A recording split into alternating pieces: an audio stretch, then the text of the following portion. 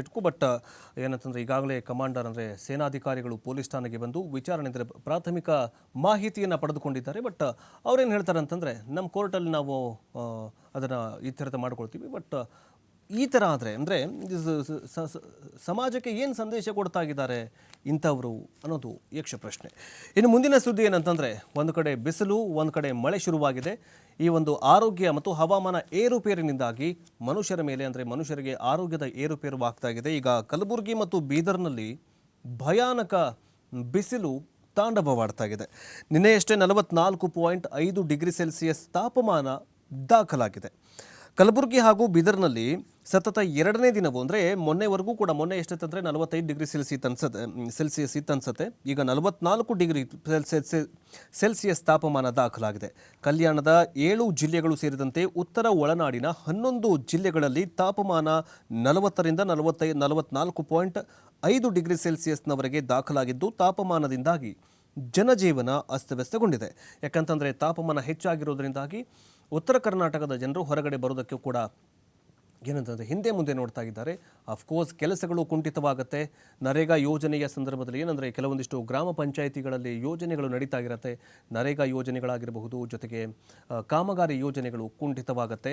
So ಕಲಬುರಗಿಯ ಆಳಂದದ ನಿಂಬರ್ಗಾ ತಾಂಡಾ ಮತ್ತು ಬೀದರ್ನ ದಬಕ ಹೋಬಳಿಯಲ್ಲಿ ಅತಿ ಹೆಚ್ಚು ಅಂತಂದರೆ 44.5 ಡಿಗ್ರಿ ಸೆಲ್ಸಿಯಸ್ ತಾಪಮಾನ ದಾಖಲಾಗಿದೆ ಅಂತ ಭಾರತೀಯ ಹವಾಮಾನ ಇಲಾಖೆ ತಿಳಿಸಿದೆ.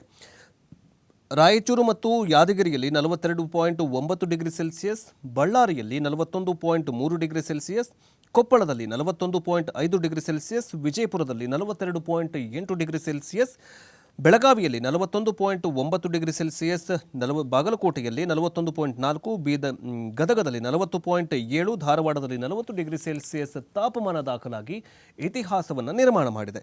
ಒಂದು ವಾರದಲ್ಲಿ ಕಲಬುರಗಿಯಲ್ಲಿ ಉಷ್ಣಾಂಶ 40 ಡಿಗ್ರಿ ಸೆಲ್ಸಿಯಸ್ ದಾಟಿದ್ದು, ಈಗ 44.5 ಡಿಗ್ರಿ ಸೆಲ್ಸಿಯಸ್ ತಲುಪಿರೋದ್ರಿಂದಾಗಿ ಜನ ಬಳಲಿ ಬೆಂಡಾಗಿದ್ದಾರೆ.